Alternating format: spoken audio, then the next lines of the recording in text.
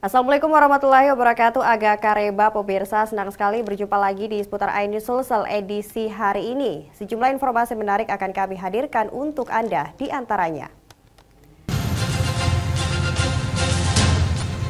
Truk terguling nyaris terperosok ke sungai.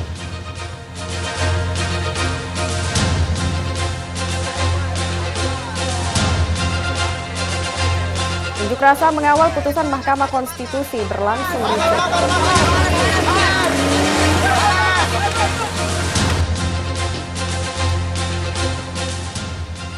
Wisata susur goa menelusuri peradaban suku Toraja.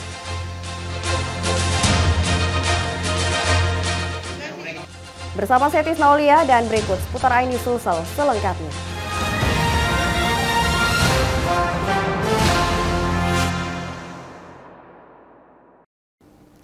Pemirsa, kita awali seputar iNews Sulsel edisi hari ini dengan informasi sebuah truk bermuatan barang campuran terguling dari ketinggian 2 meter dan nyaris terperosok ke sungai di Jalan Poros, Kecamatan Mandai, Kabupaten Maros. Diduga sopir truk box hilang kendali setelah mengalami kerusakan pada setir kendaraan.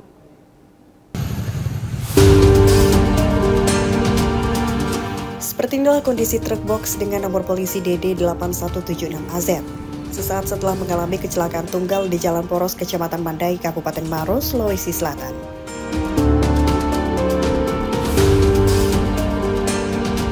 Truk box bermuatan 5 ton barang campuran ini dalam kondisi terbalik usai terguling dari ketinggian 2 meter dan nyaris terperosok ke sungai.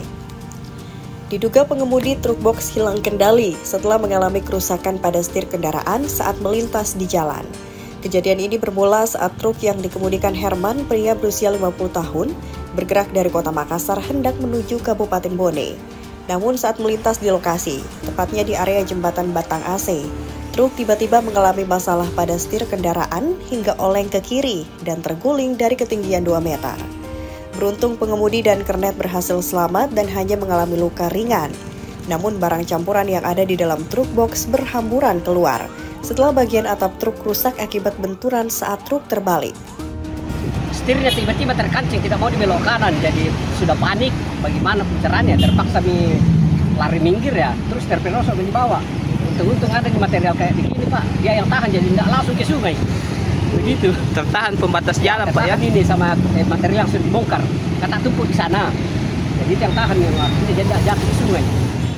Rencananya truk box bermuatan 5 ton barang campuran ini akan dievakuasi setelah sang supir berkoordinasi dengan pihak perusahaan untuk proses tindak lanjutnya. Namun insiden kecelakaan tunggal ini sempat membuat perlambatan arus kendaraan. Pasalnya sejumlah pengendara yang melintas penasaran dan turun ke jalan melihat kondisi para korban. Dari Kabupaten Maros, Wahyu Ruslan, iNews melaporkan.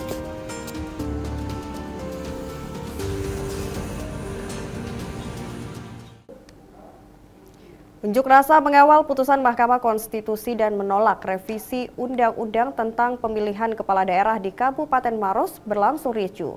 Ratusan mahasiswa terlibat cekcok dan saling dorong dengan petugas kepolisian saat hendak menyandra truk serta membakar ban bekas di tengah jalan.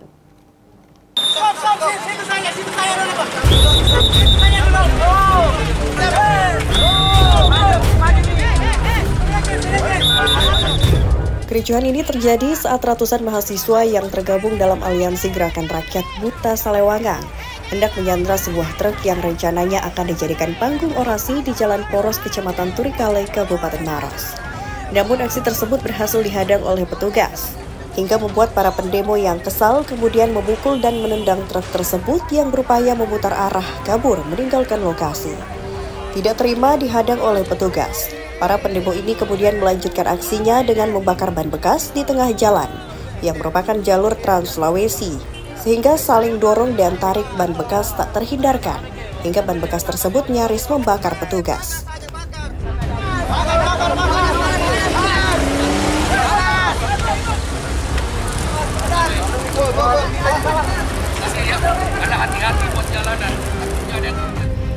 Dalam orasinya, mereka melakukan aksi unjuk rasa ini sebagai bentuk mengawal putusan MK dan menolak revisi UU Pilkada yang dianggap dapat mengancam demokrasi. Pendemo juga menegaskan jika aksi ini akan terus berlanjut hingga tuntutan mereka didengarkan. Akibat aksi blokade jalan dan membakar ban bekas, Arus lalu lintas di jalur Trans Sulawesi Maros Makassar mengalami kemacetan panjang. Namun para mahasiswa membubarkan diri setelah melakukan orasi dan menyampaikan aspirasi mereka tentang menolak RUU Pilkada 2024. Dari Kabupaten Maros, Wahyu Ruslan, iNews melaporkan.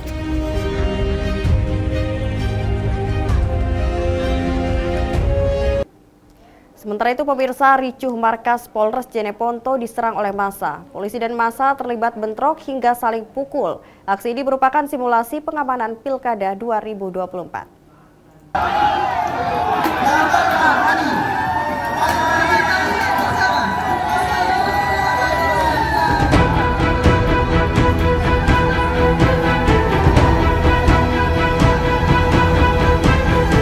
Kericuhan ini terjadi di markas kepolisian Resort Jeneponto. Puluhan warga secara tiba-tiba menyerang petugas hingga terjadi aksi saling pukul. Aksi saling pukul antara massa dan petugas kepolisian ini terjadi di halaman kantor Polres Jeneponto pada Sabtu 24 Agustus 2024 siang. Untuk menghentikan aksi keributan antara petugas dan massa, 200 personel Polres Jeneponto diterjunkan untuk menenangkan situasi yang menegangkan. Ternyata aksi penyerangan yang dilakukan puluhan warga di markas Polres Jeneponto ini merupakan aksi simulasi dalam rangka pengamanan Pilkada 2024. Kapolres Jeneponto AKBP Widi Setiawan mengatakan, aksi simulasi sistem pengamanan kota atau Sispam kota ini dilakukan untuk dalam rangka pengamanan Pilkada 2024.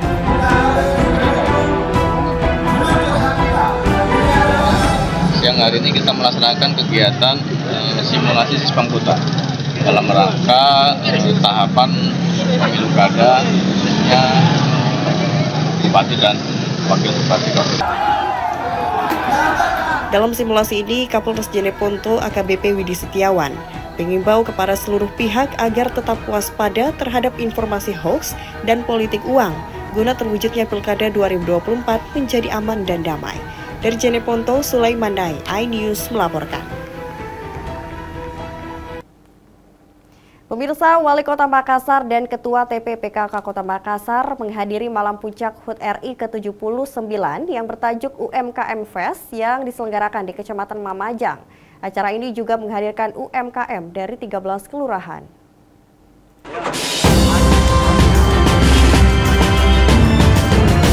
Wali Kota Makassar Muhammad Ramdan Pomanto didampingi Indira Yusuf Ismail menghadiri pesta rakyat di Kecamatan Mamajang dalam rangka HUT ke-79 Republik Indonesia yang bertajuk UMKM Fest. Pesta rakyat UMKM Fest ini melibatkan masyarakat Lorok untuk memamerkan beragam produk mereka. Wali Kota Makassar Muhammad Ramdan Pomanto mengapresiasi masyarakat Mamajang atas semangat dan kekompakan memeriahkan pesta rakyat. Beliau juga berharap UMKM yang ada di Kecamatan Mamajang bisa lebih berkembang dalam menjalankan usaha mereka. Saya kira Kecamatan Mamajang adalah salah satu penyelenggaraan pesta rakyat terbaik. Masyarakatnya kompak, ya. Beberapa poin-poin akan dihibur, akan dibacakan persembahan. Ada tarian, ada juga perubahan apa yang kita capai dan apa kekurangan yang kita capai, yang belum kita capai. Jadi ucapan Pesta rakyat ini melibatkan 13 kelurahan, sekaligus penyerahan hadiah bagi para pemenang lomba yang memeriahkan HUT ke-79 Republik Indonesia. Panitia juga memberikan hadiah untuk pemenang lomba pada pesta rakyat ini. Juga terdapat bazar kuliner beraneka ragam yang dapat dijumpai di setiap sisi area acara. Yang mana ini sudah merupakan agenda tahunan yang tiap tahun dilaksanakan dalam rangka memperingati Hari Kemerdekaan Republik Indonesia yang tahun ini ke-79, yang mana kami ingin ada perbedaan di tahun ini. Kami mencoba mengangkat UMKM unggulan yang ada di tiap-tiap kelurahan yang ada di Kecamatan Mamajang. Makanya Pesta Rakyat dan UMKM Fest. Harapannya teman-teman UMKM ini kami promosikan produknya agar supaya bisa lebih dikenal. Dengan adanya pesta rakyat ini, diharapkan masyarakat menjalin silaturahmi dengan baik untuk menciptakan kekompakan. Begitu pula dengan adanya pengenalan UMKM dapat memberikan dampak positif bagi ekonomi masyarakat sekitar, memberikan kesadaran masyarakat untuk berwirausaha, dan meningkatkan kepercayaan diri dan kemandirian ekonomi. Dari Makassar, Mulyadi, iNews melaporkan.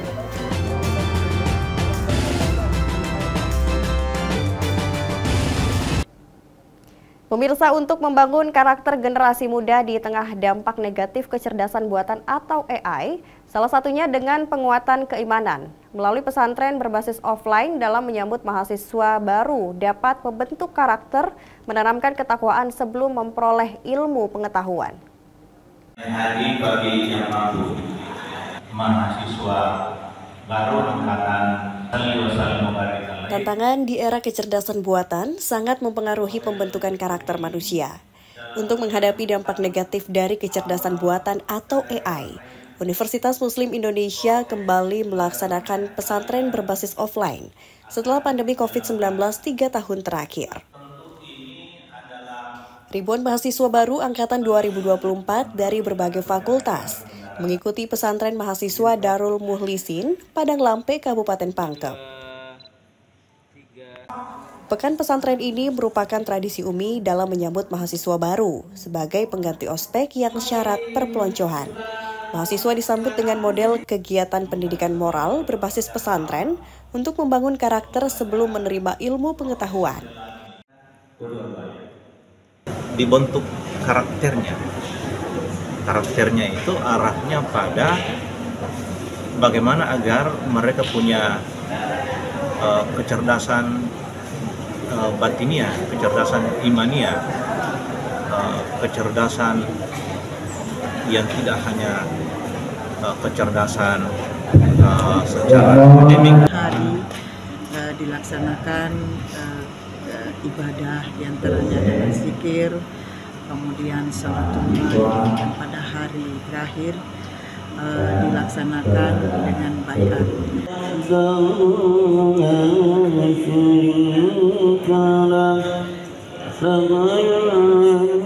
UMI selalu konsisten menjalankan pendidikan moral berbasis pesantren kepada seluruh sivitas akademika. Mahasiswa akan menjalani pencerahan kalbu selama 1 bulan sebagai bentuk pendidikan akhlak yang terus ditanamkan. Dari Makassar, tim liputan iNews melaporkan.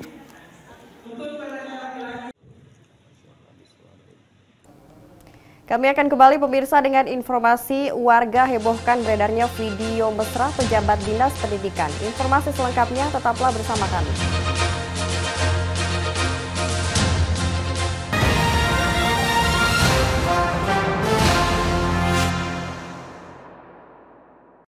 Dan cobalah mari kita semua saling menyayangi dan saling berbagi, dan bersama untuk hadapi bencana, kelak sambut pagi dan cerah mentari.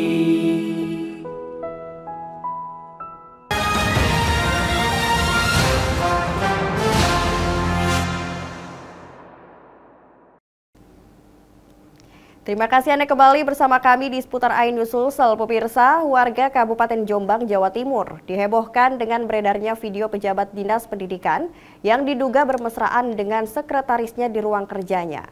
Terkait video viral ini, 2 pejabat Dinas Pendidikan tersebut dihentikan sementara.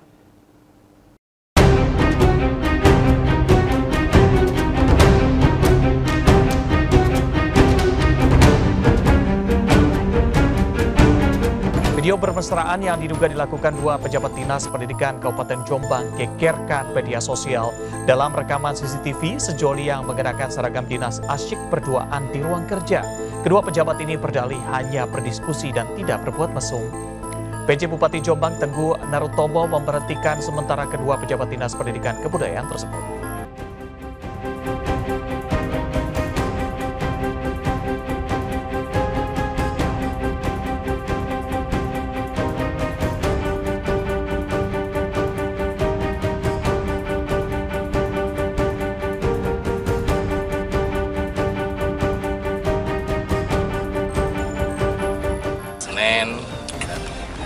Sekdin sedang dilakukan pemeriksaan dan itu kita bebaskan sementara. Pemeriksaan terkait apa, Pak? Pemeriksaan terkait berita yang viral di media.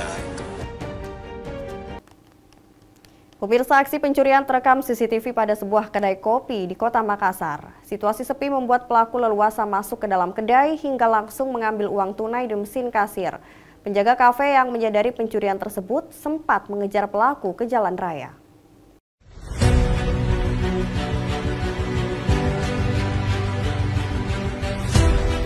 Aksi pencurian terekam CCTV ini terjadi di sebuah kafe di Jalan Bontolempangan, Kecamatan Ujung Pandang, Kota Makassar.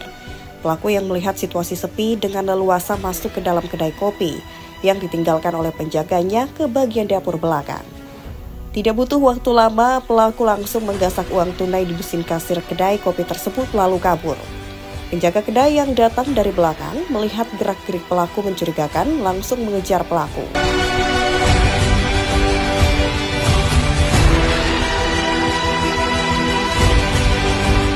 Penjaga kopi sempat menendang kendaraan pelaku yang berusaha kabur dan mengejarnya hingga ke jalan raya, namun usahanya sia-sia. Penjaga kedai kopi, Idir, menyebutkan uang tunai yang digasak pelaku merupakan hasil penjualan seharian, nilainya sekitar ratusan ribu rupiah. Kejadian itu posisinya kita di mana? Lagi di belakang kelihatannya kan. Terus lagi memang memang tidak melihat pelaku masuk atau bagaimana? Sempat melihat, cuman awalnya saya kira customer, ternyata pas masuk pakai helm mulai situ feeling nggak baik. Apa dia ambil? Yang diambil hanya uang saja. Berapa uang yang diambil? Kalau uang sekitar ratusan ribu kan, yang dikasih. Betul. Aksi pencurian ini telah dilaporkan ke Polsek Ujung Pandang, Kota Makassar. Dari Makassar, Leo Muhammad Nur, iNews melaporkan.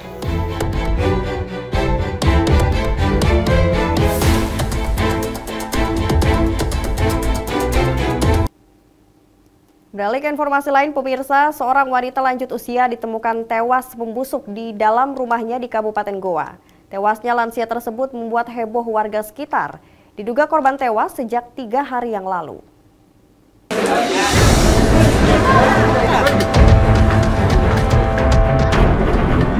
Warga Kelurahan Bonto-Bontoa, Kecamatan Sobo-Opu, Kabupaten Goa ini dihebohkan dengan tewasnya Hasmiah Daeng Gaga, 62 tahun. Seorang wanita lanjut usia dalam kondisi jasad telah membusuk di dalam rumahnya. Tim Inafis dan Dokpol Rumah Sakit Bayangkara Makassar yang tiba langsung melakukan olah tempat kejadian perkara. Dari hasil olah TKP sementara, petugas tidak menemukan bekas tanda-tanda kekerasan di tubuh korban. Penemuan jasad lansia berusia 62 tahun ini berawal saat warga sekitar mencium bau tidak sedap yang berasal dari dalam rumah korban. Setelah pintu rumah berhasil dibuka, jasad korban pun ditemukan dalam kondisi membusuk. Sebelumnya warga sekitar terakhir melihat korban keluar rumah sekitar 5 hari yang lalu. Sementara tim Dokpol yang melakukan pemeriksaan di tubuh korban mengatakan tidak menemukan bekas tanda-tanda kekerasan. Dalam kondisi jenazah kan sudah pas pembusukan. Jadi untuk hal seperti itu kita akan tetap melakukan pemeriksaan lebih lanjut di instalasi kedokteran forensik Rumah Sakit Bayangkara Makassar. Dari hasil pemeriksaan ini sudah berapa lama kondisi jenazah ini? Jenazah kurang lebih sekitar 3 hari. 3 hari ya? Sampai 4 hari. Hasil olah TKP tidak ada dugaan di rumah perampokan atau apa? TKP untuk sementara dengan teman-teman Inafis telah temukan tanda-tandanya kekerasan. Guna penyelidikan penyebab kematian korban, jasad lansia langsung dievakuasi dan dibawa ke Rumah Sakit Polri Bayangkara Makassar untuk divisum. Dari Kabupaten Goa, Bukma, iNews melaporkan.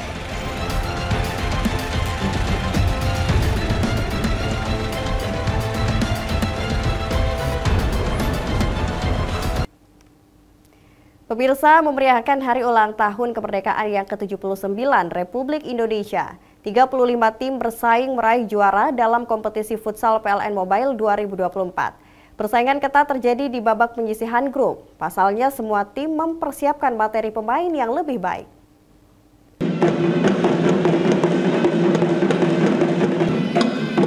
Memeriahkan hari ulang tahun kemerdekaan yang ke-79 Republik Indonesia.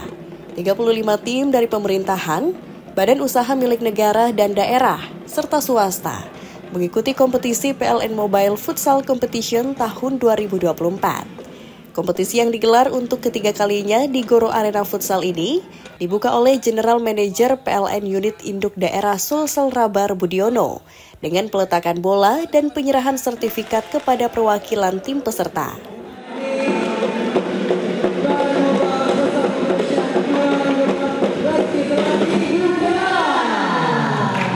Baik, dan silakan mantap wasit. Oke, pertandingan. Kompetisi memperebutkan hadiah puluhan juta rupiah ini menurunkan seluruh materi pemain terbaiknya guna meraih juara. Kompetisi futsal ini diharapkan dapat terus berkelanjutan sehingga menghasilkan atlet futsal yang handal di Makassar. PLN mengajak masyarakat untuk bergerak dan berolahraga. Hal ini adalah PLN Mobile Futsal Competition, dan ini diikuti oleh seluruh instansi, ada 35 ya, baik itu BUMN, BUMD, kemudian pemerintahan maupun perbankan turut berpartisipasi memeriahkan kegiatan kompetisi ini, dan ini adalah kompetisi yang sudah ketiga kalinya.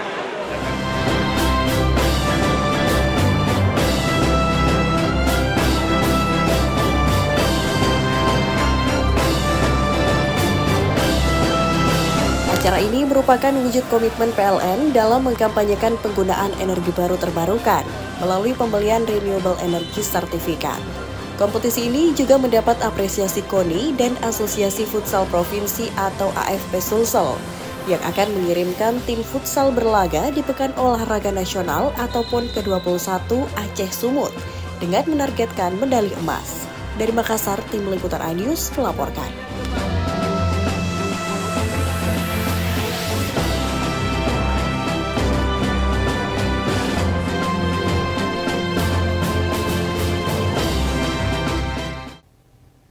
Pemirsa, wisata susur goa menjadi favorit para wisatawan. Menelusuri peradaban suku Toraja yang masih lestari dengan menggunakan lampu Petromax menjadi daya tarik wisatawan mancanegara untuk datang ke Indonesia, serta menyajikan kuburan gantung berusia ribuan tahun yang ada di Toraja Utara.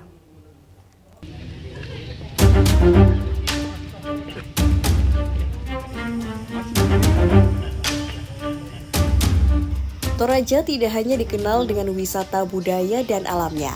Namun kali ini, saya akan mengajak pemirsa melihat wisata mistis yang ada di Toraja. Londa menyajikan wisata susur goa dan kuburan gantung yang berusia ribuan tahun di Toraja Utara. Menjadi salah satu daya tarik wisatawan domestik maupun mancanegara. Kuburan yang berusia ribuan tahun ini berada di Lembang Sangbua, Kecamatan Kesu, Toraja Utara. Lokasinya kurang lebih 7 km arah selatan kota Rantepao yang sangat mudah dijangkau dengan kendaraan umum seperti mobil dan motor. Di sini, para wisatawan yang menyukai wisata alam dan mistis dapat menyaksikan kuburan yang berada di sela-sela Bukit Batu Cadas dengan posisi tergantung berbeda dengan kuburan pada umumnya yang berada di tanah. Serta dapat menyusuri Goa Londa dengan dipandu oleh para warga sekitar menggunakan lampu Petromax. Di mana Gua Londa ini juga dijadikan tempat pemakaman, di mana dalam gua masih tersimpan peti jenazah dan tulang belulang.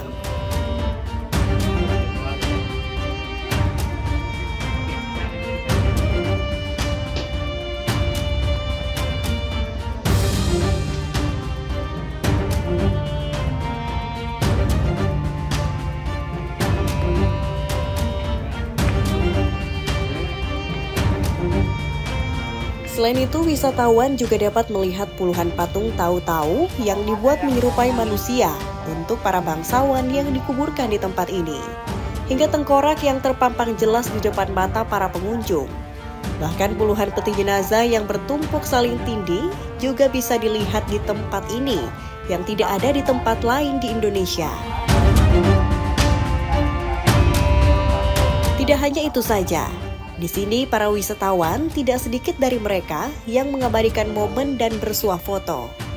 Tidak heran jika wisata mistis Londa ini terkenal hingga mancanegara. Bahkan menjadi destinasi wisata mistis favorit di dunia setelah Ponari Castle yang ada di Rumania. Jadi ketika kita masuk ke dalam gua ini kita harus memakai komando yang dengan menggunakan Petromax, karena di dalam gua ini betul-betul gelap. Jadi memang ketika kita masuk ke dalam gua ini harus menggunakan Petromax, dan jasa-jasa yang memakai Petromax itu sudah disiapkan oleh destinasi wisata di sini. Jika Anda penasaran dengan tempat mistis dengan kentalnya keunikan tradisi suku Toraja, Anda bisa mengunjungi tempat ini. Dijamin mata Anda akan puas dengan eksotis tempat ini. Dari Toraja Utara, Jufri Tonapa, iNews melaporkan.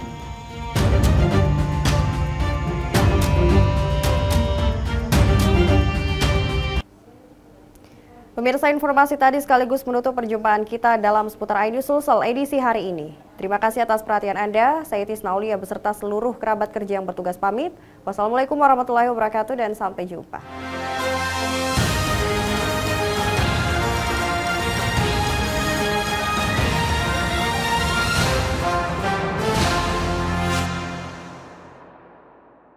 Dan cobalah, mari kita semua saling menyayangi dan saling berbagi, dan bersama untuk hadapi bencana, kelak sambut pagi dan cerah mentari.